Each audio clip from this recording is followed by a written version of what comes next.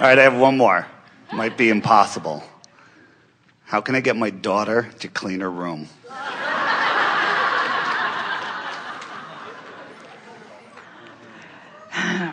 Should I just leave?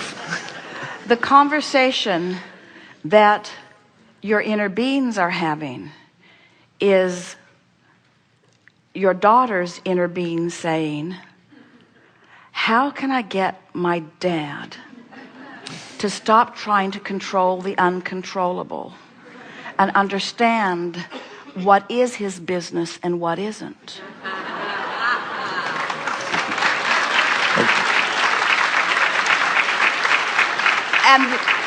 And the profound inspired answer was, keep a messy room. You'll wear him down in time. He'll come to understand that because conditional love is, I feel better when your room is clean and I want to feel good. So I'm making my happiness dependent upon your behavior. And this rebellious source energy being within is remembering, oh, no. We said that we would be catalysts to one another to help one another remember unconditional love. We would help one another remember that when you try to control the uncontrollable, you just end up out of the vortex. And when you control the only thing you can control, which is your relationship to the vortex, then you tune into the energy that creates worlds, and then your influence is powerful. Now, we just gave you the law-based version of this. Now we'll give you the nitty-gritty details of how we would go about it, because it's all right. You have the right to desire a room to be clean. We're really not saying that it's none of your business. It's in your house. You see it affect the way things go on. There is disorder and therefore disorganization, and therefore it can have ramifications on the household and other people. In other words, we are playing with you when we say it doesn't affect you, because of course it does. But when we say it's none of your business, we mean that in this deep, deep sense. What is your business is your alignment. And anything that you use as an excuse to not be in alignment, you're misusing it, you see. And so it's like I can't feel good till they plug the oil spill, or I can't feel good until the economy improves, or I can't feel good for this. There's always some excuse that people are using, some small reasons by the scope of human events, and some big reasons, but people keep using so many things as their excuse to not be in alignment with who they are. And the bottom line is, there is no excuse. There is no justifiable excuse to hold yourself out of alignment with who you are. And some of the people who mean the most to you have come with that very powerful intention. You've come with a sort of co-intention to help each other remember that we're not going to waste our lives trying to control uncontrollable things. Instead, we're going to control the only thing we can control, which is our opinion, which is our relationship with who we really are. And when we control that relationship with our being in the vortex, now law of attraction brings everything else into being. And that's that power of influence that we were talking about. When you're tuned in to the fullness of who you are, you're sending one signal. And when you send one signal, you're more powerful than millions who are out there with mixed signals. And so it works like this. So the room is messy, you want it to be orderly. Your daughter is sort of out of sorts, you want her to feel good. A lot of things you put into your vortex as a result of that one ongoing issue. So you've been building this version of your daughter and her relationship with her room and her relationship with life and her relationship with the family.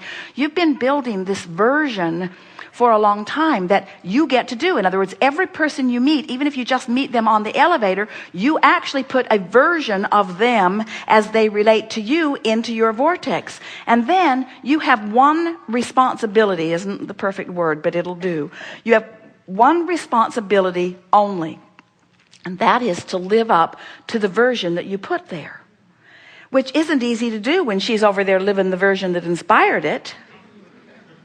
And so what happens is you put a different version into your vortex. She's still living the old version.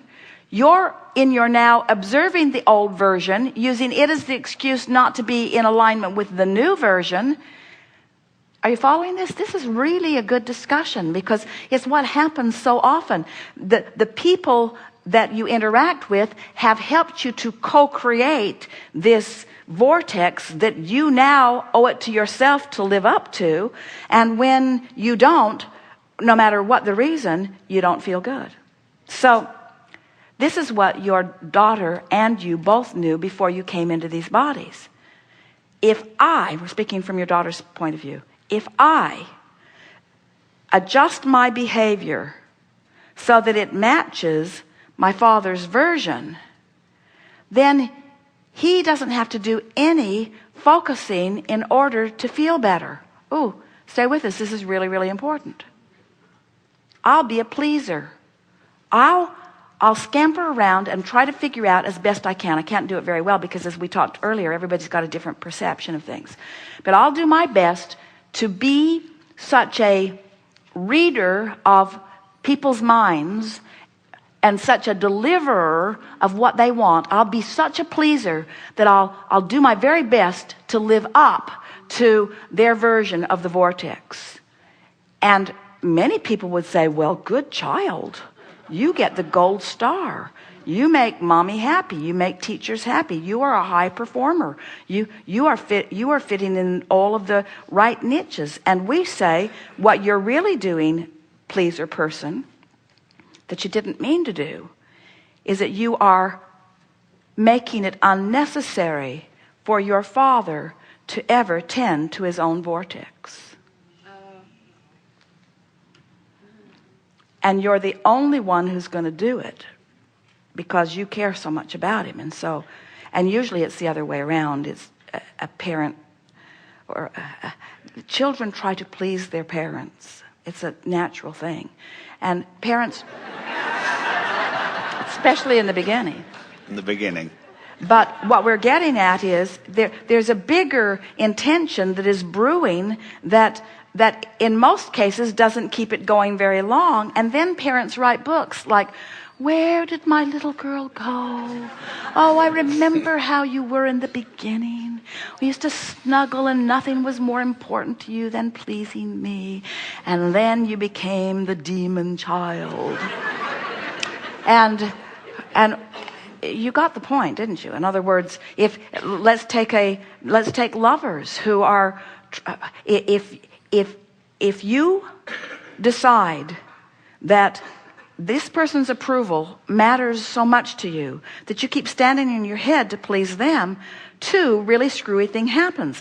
First is you use them as your criteria, so you train yourself away from your own guidance system.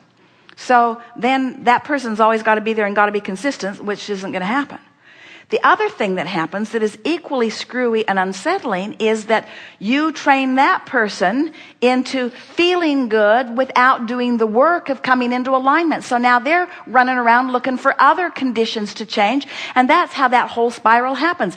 Everybody's running around trying to get other people to change the condition. Look what happens. You need to be our religion, and if you're not, we'll obliterate your religion. We'll blast you off the face of the earth. First we'll try to convince you, then we'll coerce you, and then we'll eliminate you if we can't get you to come our way. And it goes on and on and on and on and on. In other words, this world tends to begin to propagate conformity for the sake of socialization and for the sake of then not having to do the work. In other words, it's a lot easier. It seems that, well, if I look at that, I feel bad, and if I look at that, I feel good. So if I can just make that be that, then all I have to do is look and I'll feel good. So I'm going to be part of the crowd that tries to control conditions so that I can feel better. And we say, how's it working out?